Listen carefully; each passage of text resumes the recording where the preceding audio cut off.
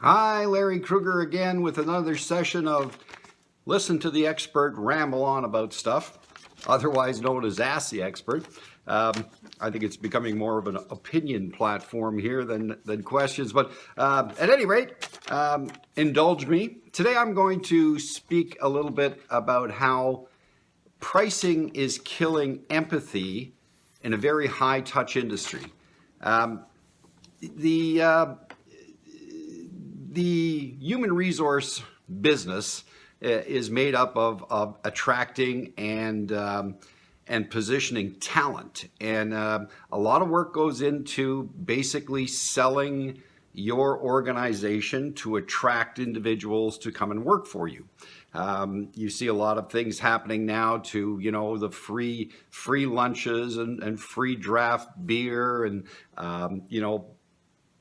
pet services, and on it goes, to develop a culture to attract people to come and work for your organization.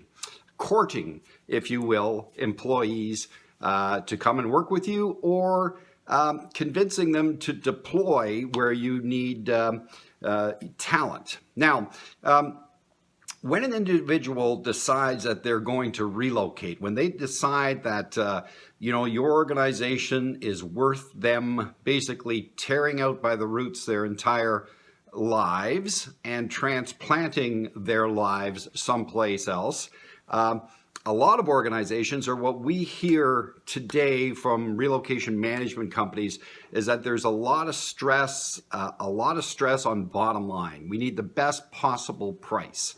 And with that, you risk the loss of empathy. Now, let me explain it. When you're RFPing, we sent rockets to the moon on the cheapest possible sourced parts. But the parts are sourced with specs, with specifications. So the bolt has to have so much steel in it, so much torque resistance, so much this. You write the specs into an RFP when you're going for the bottom line.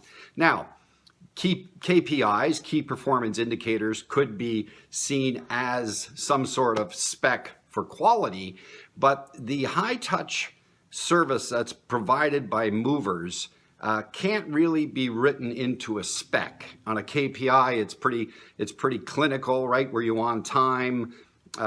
Did you hit your delivery dates, claims ratios, things of that nature?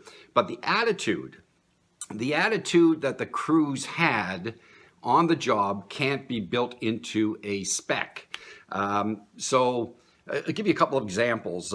Many years ago, we moved a family, a senior executive with two kids and a dog.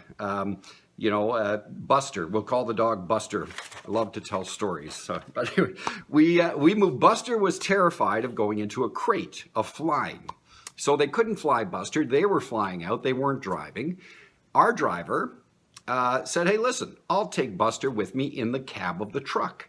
So he put Buster in the cab of the truck, the old dog, and he drove him across the country. He took pictures of all the city, the green sign cities, took picture of the dog going across the wheat fields, took pictures of the dog going across the Rocky Mountains, and he sent the family the photos, the pics, every day, every 3 days, and they actually compiled them into an album, a photo album of Buster's journey across the country. Buster got out on the other end, wagging his tail, happy, took 5 years off his life. It was such a wonderful trip.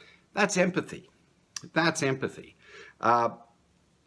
If the driver has got to a point where he can't even feed his own dog, what are the chances are that they're going to do something like that? The touch comes out, the feel comes out. If you're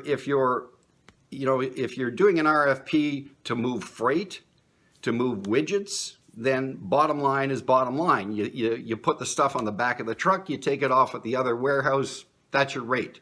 But if you're paying people to get involved with your employees at one of the most crucial times, one of the most traumatic times in their lives, you can't bottom line empathy. You can't take the soul, if you will, out of the service. And the perspective of movers is not the right one. A mover is probably, a professional mover is probably one of the best customer service people in the entire world. They're going into homes where the partner may not want to move, the kids may not want to move, they may not be able to take their dogs. It's a very high stress job. And the bottom line keeps pushing down on, let's, for example, say a driver. Now, a driver, if he's a broker, if he owns his own truck, he has to pay for the labor. The agent takes a scrape off the booking. The van line takes a scrape off your negotiated cost. The relocation management team takes a scrape off that negotiated cost. And if you think about this for a moment, in today's market, you as an organization are actually taking a scrape off the scrape. When you get into transition fees or whatever they may be called in the relocation industry now, if the relocation industry is working on a straight referral fee and paying you a transition fee, you're taking a scrape on top of the scrape. You're taking money for moving your own employees.